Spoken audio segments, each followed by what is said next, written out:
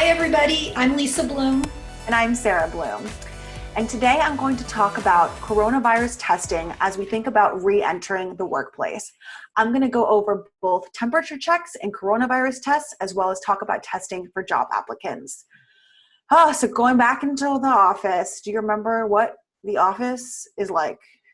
I don't. I've been working from the beach here every day, and it's been really nice. I don't even remember what it was like with people around and the printer that it was always getting jammed. Yeah, It was like another world. Remember getting mad at Braden for making popcorn and making the office smell like butter for 4 days? The obsession with the popcorn, although I did like the popcorn. Yeah, the worst. I never thought I would say that I miss going to the office, but I kind of miss it. What about you? Yeah, I miss all the people, that's for sure. Yeah. So some offices are getting ready to be open and to reopen, and everyone wants to be safe. This is a confusing time for everyone, and employers have to juggle the safety of the office and all of their workers with their employees' right to medical privacy.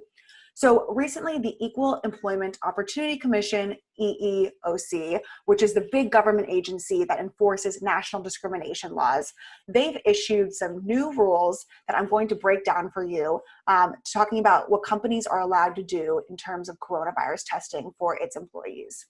So, Sarah, we hear a lot about taking people's temperature and having it not fade into the palm tree. And there it is. And so a lot of employers are going to take everybody's temperature on the way in. Can they do that? You're not the only one with a thermometer. And yes, they are allowed to do that. So yes, the EEOC has said employers can take their employees' temperature before returning to work. Employers like Amazon and Walmart have already been checking their employees' temperature since March.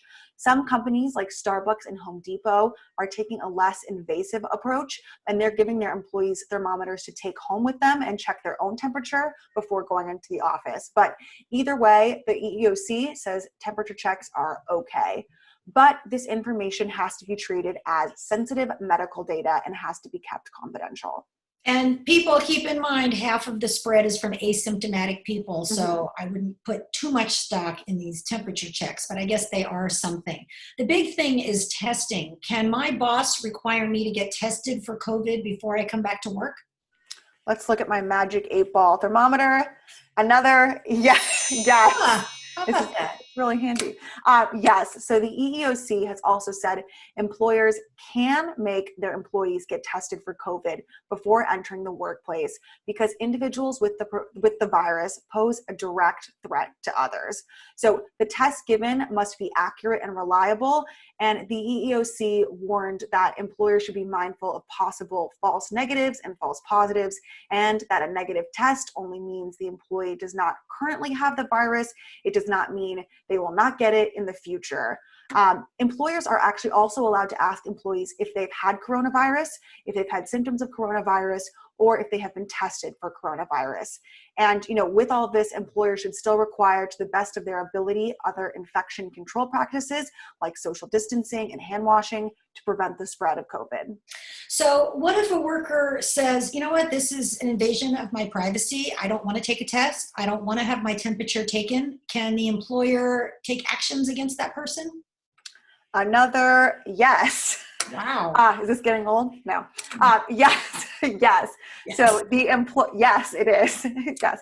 The EEOC has said employers can actually bar an employee from physically entering the office if they refuse to have their temperature taken or answer questions about whether they have COVID symptoms. And I assume that also applies to taking a coronavirus test. The EEOC has not said anything about whether employers can fire people for refusing to get a test, but this probably does mean you could be terminated too if you refuse to have a test or your temperature taken. Okay, so what if I'm an applicant for a job? Can they make me take a COVID test?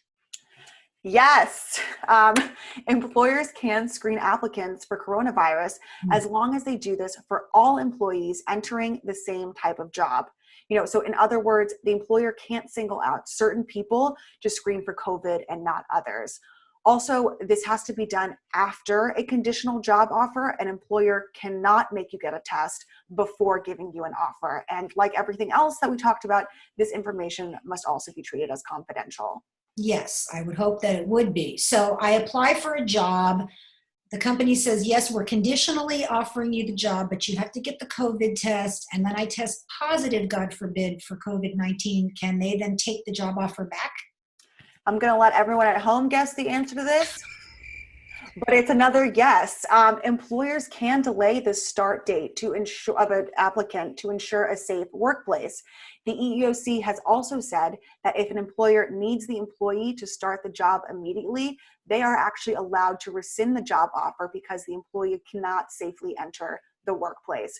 So all of these things I've talked about have been pretty pro-employer.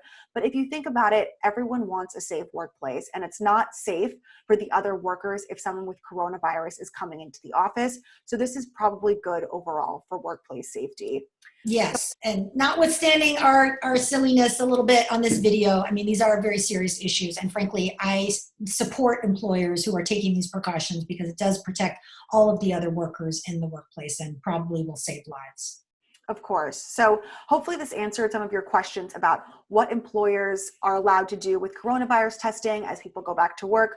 But if you do think your employer has violated the law or your rights, we encourage you to contact a lawyer immediately. Lisa, who should they contact? Well, they can contact you, or they can contact me, or any of our other fine attorneys here at the Bloom firm. I think we are really on top of all of the latest legal issues affecting workers' rights, whether it's COVID or sexual harassment or anything else. And you can contact us here at thebloomfirm.com on our contact page. We're happy to consult with you for free and confidentially and let you know what your rights are. So thank you, Sarah, for that very important update on those new laws. And everybody, I hope you're staying healthy and staying safe. See you next time.